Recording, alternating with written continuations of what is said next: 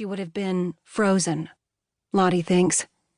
For perhaps 30 seconds, she might have stood there. Lottie sees her at her father's neat desk, looking out at the rain. The humming phone is still in her hand. The window must be shut, and the wind-driven rain hits the glass in long, particulate slaps. What is she going to do? She sets the telephone down in its cradle, and what Lottie imagines for her, knowing Elizabeth as she does, is that the thrill of panic she feels is mixed with a peculiar joy. After all, she is at the center of this drama.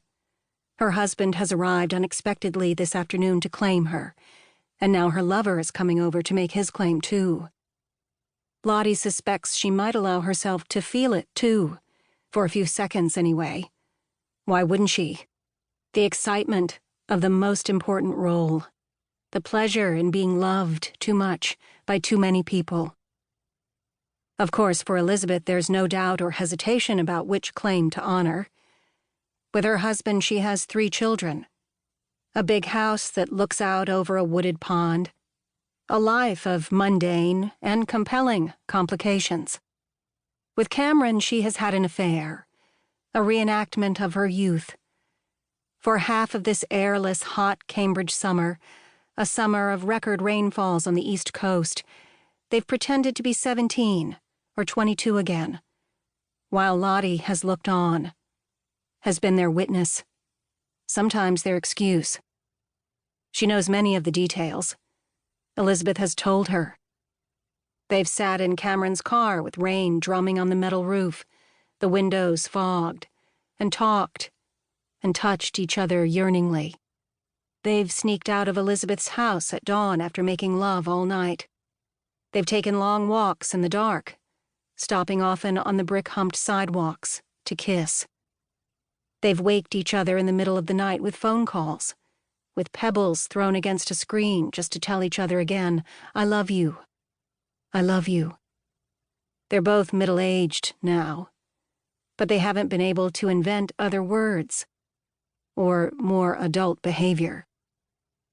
And just as he did when he was younger, Cameron has believed in it with the same conviction that's driving him now, gray-haired, slender, and intense, and worried-looking, in his beat-up car, past the littered empty sidewalks near his apartment in the South End, across the rain-scoured streets in the Back Bay, along the blackened river, through Harvard Square, and back to the street in Cambridge they all grew up on.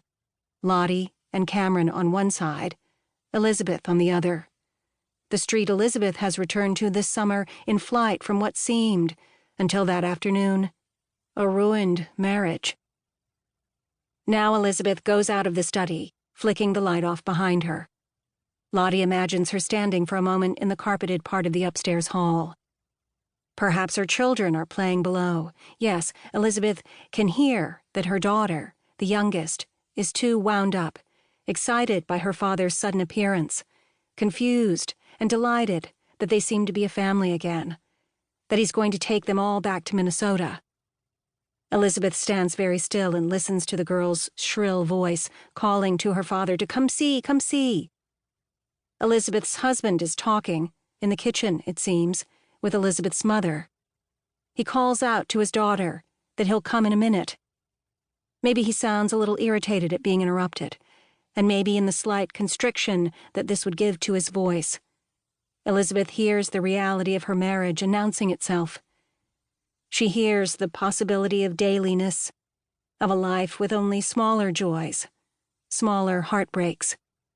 The life we all want more, finally, Lottie thinks, than the life we dream of at 17 or 22. And here it is. This is the way Lottie imagines Elizabeth setting it in motion, the unwinding of the event that will change so many things. She turns right, away from the wide hallway among the family's bedrooms, to the narrower back hall, where the floor is exposed, worn wood. She goes to the end of this hall, past the maid's tiny bathroom and a utility room, and knocks on the door to the room where the babysitter lives. Jessica. And Jessica